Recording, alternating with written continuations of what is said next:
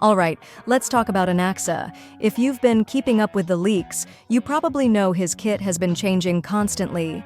First, he was supposed to be an ice nihility, and now he's confirmed as wind erudition. That alone is a big shift, but it doesn't stop there. So in this video, I'll be breaking down Anaxa's full kit, going over all his abilities, how they work, and what kind of teams he might fit into. Let's get into it. Well, his mechanics have been tweaked, and one of the biggest changes, effect hit rate, is completely gone. If you don't know what effect hit rate is, it's basically the stat that increases the chance of landing debuffs on enemies.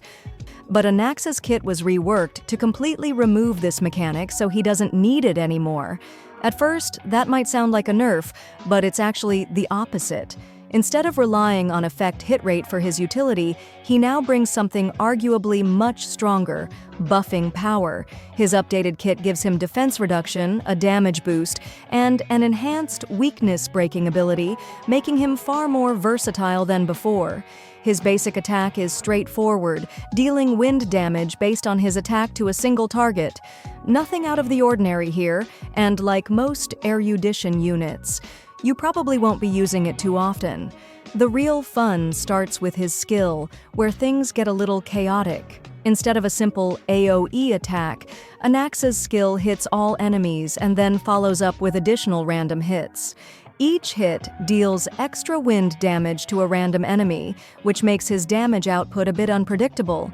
Sometimes the extra hits might spread evenly across all enemies, and other times they could focus on a single target, making him surprisingly effective even in fights that aren't purely AoE-based.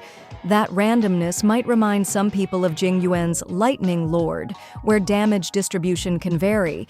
But while Jingyuan is locked into follow-up attacks, Anaxa's randomness comes straight from his skill, meaning you'll see the results instantly. His ultimate takes his kit to another level by adding a mix of area of effect damage and utility.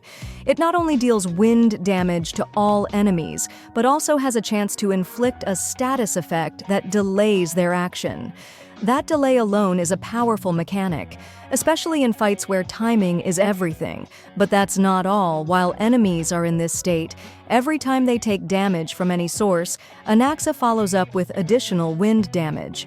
This makes him an excellent unit to pair with characters who attack frequently, whether through follow-up attacks or just fast-paced, multi-hit skills. His talent is another mechanic that adds a unique twist to his playstyle. Every time he hits an enemy, whether with his basic attack, skill, or ultimate, there's a chance to add a random weakness to them. This is huge because weakness breaking is one of the strongest mechanics in the game, and Anaxa can directly manipulate it. Unlike most units who are limited to hitting enemies with their predefined element, Anaxa has the ability to expand the number of weaknesses an enemy has, which could completely change how certain fights play out. And then there's his technique, which applies the enemy's weakness to the attacker when entering combat. This means that before a fight even starts, Anaxa is already setting up advantages for his team. If an enemy resists your main DPS's element, there's a good chance Anaxa can help fix that by forcing an extra weakness onto them. His kit gets even more depth when you look at his traces. Since his effect hit rate was removed, his first trace now converts it into crit rate instead. That immediately makes him easier to build, since you don't have to worry about effect hit rate stats anymore. His second trace increases the amount of damage enemies take based on the number of weaknesses they have, which directly synergizes with his talent. The third one is especially interesting. When an enemy has 7 weaknesses, hitting them with a basic attack or skill triggers an enhanced skill that doesn't consume skill points and bounces extra times. That's a lot to take in, but in simple terms, it means that in longer fights where you can stack up weaknesses, Anaxa gets free bonus attacks, increasing his damage output significantly. His light cone is designed to fit his kit perfectly. It increases crit damage, which is always valuable, and also grants energy at the start of each wave, making it easier to launch his first ultimate without waiting too long.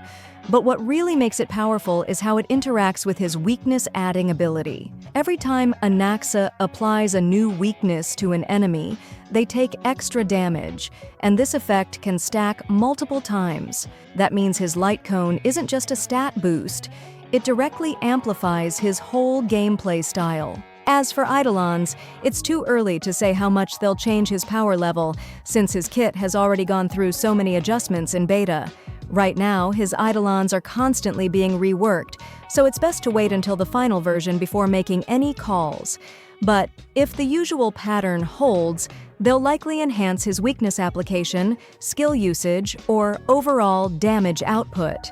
So, should you save up for Anaxa? Well, if you enjoy AoE-focused characters and want someone with a unique take on weakness manipulation, he's shaping up to be a strong pick.